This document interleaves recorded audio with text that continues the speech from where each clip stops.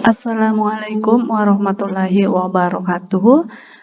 Bagaimana kabar anak-anak hari ini? Semoga tetap sehat dan selalu dalam lindungan Allah Subhanahu wa taala. Pada hari ini kita akan belajar tentang titrasi asam basa. Jadi ini bab baru ya, setelah kemarin kita sudah pelajari tentang penyangga. Jadi di dalam titrasi asam basa, untuk perhitungannya juga akan melibatkan hidrolisis garam, kemudian penyangga dan perhitungan asam basa lainnya yaitu perhitungan pH. Nah, sekarang untuk kegiatan pertemuan pertama kita, tujuan pembelajarannya, peserta didik dapat memahami pengertian dari titrasi asam basa. Yang kedua, memahami pengertian larutan standar dan indikator larutan asam basa. Yang ketiga, dapat memahami pengertian titik ekivalen dan titik akhir titrasi. Serta yang keempat, memahami macam-macam kurva titrasi asam basa. Yang pertama, kita akan bahas tentang apa sih yang dimaksud dengan titrasi asam basa. Titrasi adalah suatu metode analisis kuantitatif atau perhitungan konsentrasi atau kadar suatu spesies dalam larutan dengan menggunakan prinsip stoikiometri. Titrasi dilakukan dengan, jadi intinya titrasi ini melibatkan dua buah larutan. Larutan pertama, larutan yang sudah diketahui konsentrasinya. Kemudian larutan kedua ini adalah larutan yang belum diketahui konsentrasinya. Jadi tujuan kita melakukan titrasi apabila di dalam laboratorium atau dimanapun kita ingin mengetahui konsentrasi suatu larutan. Misalnya kita ada bahan di dalam laboratorium, tapi di situ tidak ada identitas berapa molaritasnya, berapa kadarnya, maka kita harus mencari kadar dari larutan tersebut dengan cara kita titrasi. Jadi larutan satunya sudah diketahui konsentrasinya. Nah, di sini larutan yang telah diketahui konsentrasinya diletakkan dalam buret, sehingga disebut sebagai titran. Sedangkan larutan yang akan dicari konsentrasinya diletakkan ke dalam labu Erlenmeyer sebagai titrat atau analit. Nah, contohnya, ada di sini yaitu gambar rangkaian alat titrasi asam basa. Nah, ini adalah alat untuk melakukan titrasi asam basa. Di sini ada klem. Klem ini adalah penjepit yang akan menjepit buret. Nah, jadi di sini ada yang panjang ini yang ada ukuran-ukurannya ini namanya buret. Jadi di dalam buret ini diberi larutan titran atau larutan yang sudah diketahui konsentrasinya. Kemudian tiang ini tempat klem, ini ada tiang di sini sama alasnya, ini namanya statif. Kemudian Erlenmeyer, di sini ada labu Erlenmeyer. Nah, di sini adalah tempat titrat atau analit atau larutan yang akan dicari konsentrasinya. Nah, di sini nanti ukuran volume di sini pada saat kita melakukan titrasi itu diukur dari volume berapa, berhentinya titrasi volume berapa, nanti tinggal dikurangi, berarti itulah volume titran yang sudah terpakai pada saat titrasi. Sehingga di sini buretnya semuanya menggunakan ada skala ukurannya di tabungnya. Kemudian, apa sih yang kedua, apa sih maksud dari larutan standar dan indikator larutan asam basa? Jadi, larutan standar itu atau larutan baku adalah larutan yang konsentrasinya sudah diketahui. Nah, seperti tadi di sini kita sudah sebut di sini ada titran. Nah, titran itulah yang dimaksud dengan larutan standar atau larutan baku, yaitu larutan yang sudah diketahui konsentrasinya. Larutan standar biasanya berfungsi sebagai titran, sehingga ditempatkan dalam buret, yang sekaligus berfungsi sebagai alat ukur volume larutan standar. Metode titrasi itu dibagi menjadi dua. Ada titrasi yang menggunakan larutan standar asam. Nah, apabila di dalam buret di dalam buret ini kita masukkan larutan standarnya asam, maka itu kita sebut titrasi asidimetri. Ada juga yang kedua yaitu titrasi alkalimetri. Kalau alkalimetri berarti larutan standarnya berupa larutan standar basa. Proses titrasi dilakukan dengan cara mereaksikan sedikit demi sedikit atau tetes demi tetes larutan titran ke dalam larutan titrat. Nah, ini contohnya ya.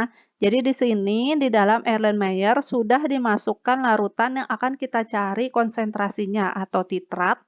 Kemudian di buret di sini ada seperti keran yang bisa dibuka, ditutup. Ini dibukanya sedikit saja.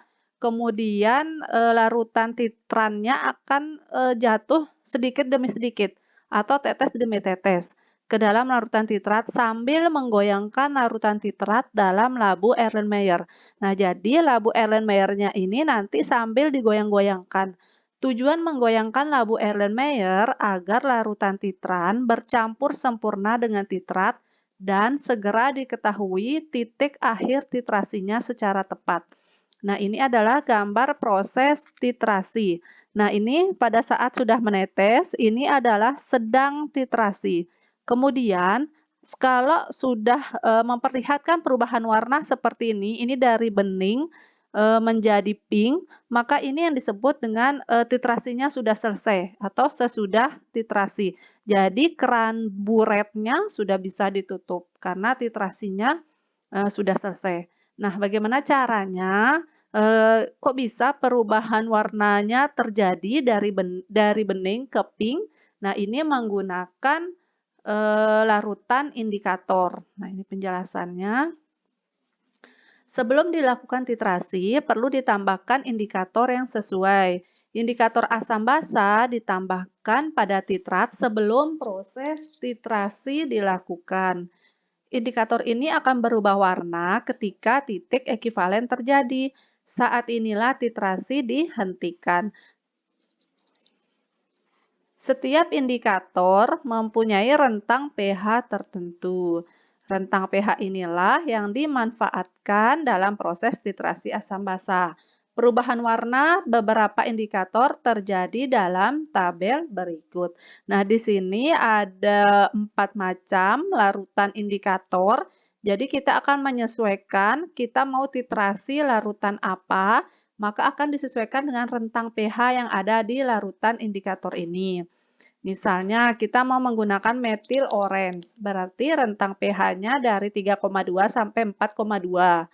Kemudian metil merah dari 4,2 sampai 6,3. Bromtimol biru 6,0 sampai 7,6. Kemudian diperhatikan perubahan warnanya. Phenolphthalein 8,2 sampai 10,0. Nah, kalau menggunakan indikator phenolphthalein berarti perubahan warnanya kalau dia yang kita titrasi itu berupa asam, maka warna awalnya dia akan bening atau tidak berwarna setelah ditetesi phenolphthalein. Maka setelah kita titrasi, maka berarti dititrasinya dengan larutan basa. Nah, lama-lama larutan basa akan banyak masuk ke dalam larutan asam. Nah, jadi lama-lama warnanya akan merah. Ini adalah ciri-ciri kalau titrasinya sudah berada di titik akhir titrasi. Kemudian apa sih yang dimaksud dengan titik ekivalen dan titik akhir titrasi? Titik ekivalen adalah titik yang menunjukkan saat titran yang ditambahkan bereaksi seluruhnya dengan zat yang dititrasi. Nah, ini dengan kata lain, titik ekivalen itu sama dengan jumlah mol titran itu setara dengan jumlah mol titrat. Jadi intinya pada saat mol zat yang akan kita mau titrasi sama dengan mol zat yang sudah diketahui konsentrasinya yang berada di buret. Kalau sama molnya, maka itu sama dengan titik ekivalen. Kemudian, titik akhir titrasi itu titik atau keadaan di mana reaksi telah berjalan secara sempurna. Dapat kita amati dengan menggunakan mata telanjang. Titik akhir titrasi merupakan sinyal di mana memberitahuan kita untuk memberhentikan penambahan larutan standar. Jadi titik akhir titrasi ini merupakan terjadi bersamaan dengan titik ekuivalen, tetapi ini jarang terjadi. Titik akhir dapat diamati dengan penambahan indikator pada titrat atau pada larutan yang akan kita titrasi saat titrasi. Sedangkan titik ekuivalen tidak dapat diamati karena tidak ada indikator yang bisa menunjukkan kejadian ini. Makanya tidak dapat ditentukan kecuali menggunakan metode potensiometri. Jadi intinya titik ekuivalen itu terjadi pada saat mol titran sama dengan mol titrat. Mol zat yang akan dicari konsentrasinya sama dengan mol yang sudah diketahui konsentrasinya. Kalau titik akhir titrasi itu ditandai dengan perubahan warna di dalam labu Erlenmeyer. Jadi kalau larutan yang kita cari konsentrasinya sudah berubah warna, maka titrasinya harus dihentikan karena itu sudah selesai. Titik akhir titrasi ditandai dengan perubahan warna saat titrasi. Saat berubah warna, maka titrasi dihentikan. Nah, di sini sekarang kita lanjut ke kurva titrasi. Kurva titrasi yaitu grafik perbandingan fungsi pH dan volume titran yang diperlukan. Nah, jadi kurva titrasi ini adalah perbandingan antara pH dan volume zat yang kita cari konsentrasinya.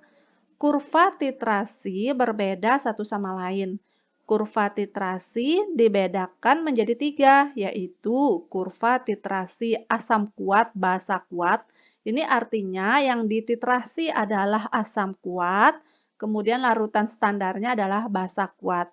Kurva titrasi basa lemah dengan asam kuat. Yang akan dicari konsentrasinya adalah basa lemahnya, kemudian larutan standarnya adalah asam kuat.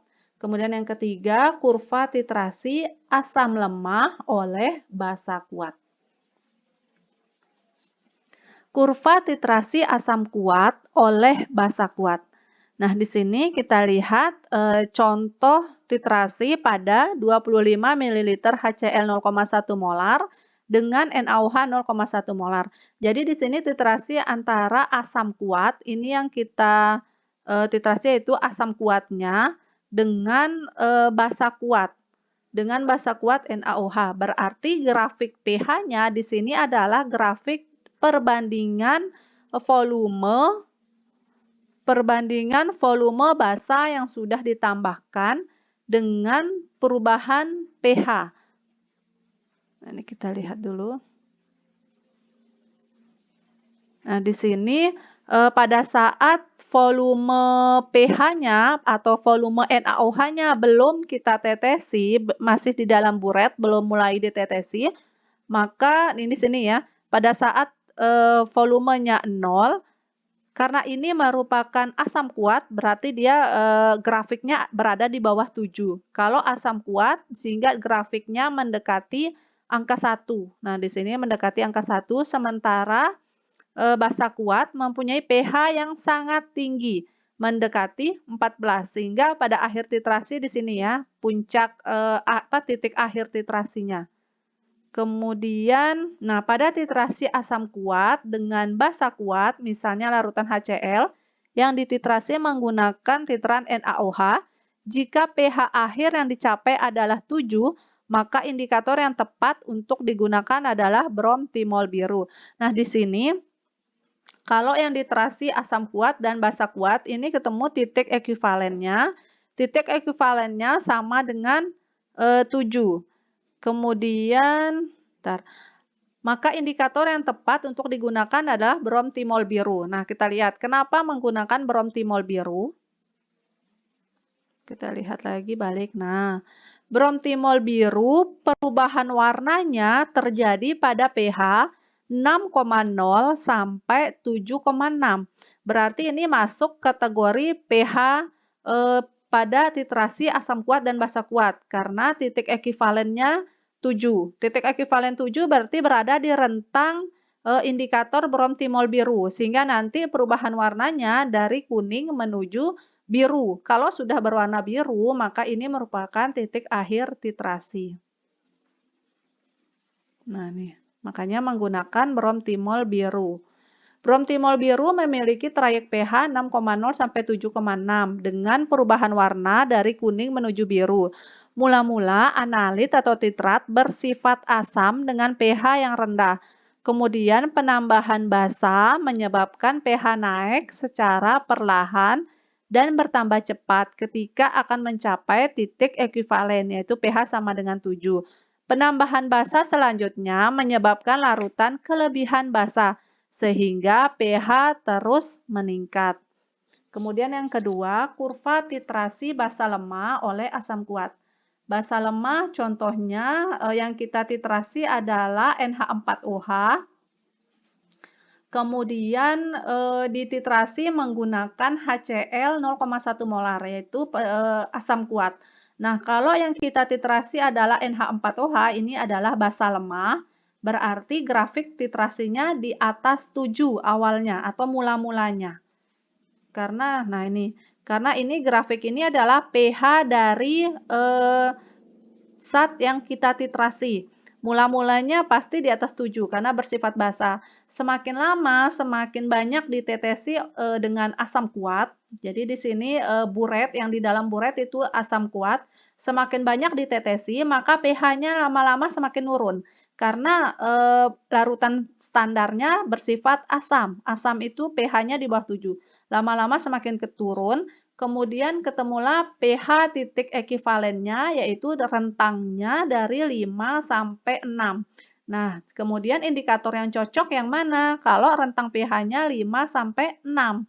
Jika pH akhir yang dicapai antara 5 sampai 6, maka indikator yang tepat digunakan adalah metil merah karena rentang trayek pH-nya dari 4,2 sampai 6,3. Nah, jadi rentang titik ekuivalen yang ini 5 sampai 6 ini masuk ke trayek pH untuk indikator metil merah dengan perubahan warna dari kuning menjadi,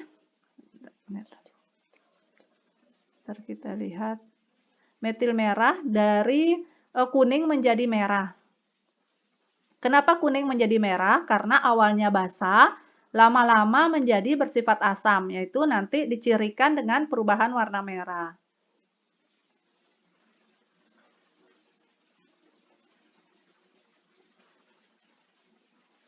Kemudian yang ketiga, titrasi asam lemah oleh basa kuat. Yang kita titrasi di sini adalah asam lemah.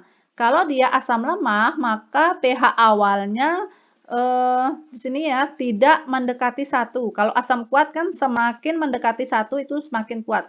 Kalau asam lemah biasanya kurang lebih dari 3 ya, 3 ke atas pH awalnya. Nah, semakin ditambahi basa, ini dititrasi menggunakan basa kuat, semakin ditambahi dengan larutan basa yang masuk ke dalam asam lemah, maka nanti campurannya semakin bersifat basa. Sehingga kurva titrasinya semakin naik, semakin menuju bersifat ke basa. Sehingga pH titik ekuivalennya kisaran dari 8 sampai 9. Titrasi asam lemah dengan basa kuat menggunakan titran NaOH. Jika pH akhir yang dicapai antara 8 sampai 9, maka indikator yang tepat digunakan adalah fenolftalein. Kenapa menggunakan fenolftalein? Karena trayek pH-nya dari 8,2 sampai 10,0. Jadi pas sama pH titik ekuivalen dari asam lemah dititrasi menggunakan basa kuat. Nah, perubahan warnanya dari tak berwarna menjadi merah. Mula-mula analit atau titrat bersifat asam dengan pH yang rendah, kemudian penambahan basa menyebabkan pH naik secara perlahan dan bertambah cepat ketika mencapai titik ekuivalen. Penambahan basa selanjutnya menyebabkan larutan kelebihan basa sehingga pH terus meningkat. Nah, di sini pH-nya terus meningkat kalau secara terus-menerus kita tambah dengan NaOH ini, menggunakan NaOH. Nah, sampai di sini dulu pembahasan kita tentang proses titrasi. Semoga apa yang kita pelajari hari ini bermanfaat dan mudah dipahami. Terima kasih. Wassalamualaikum warahmatullahi wabarakatuh.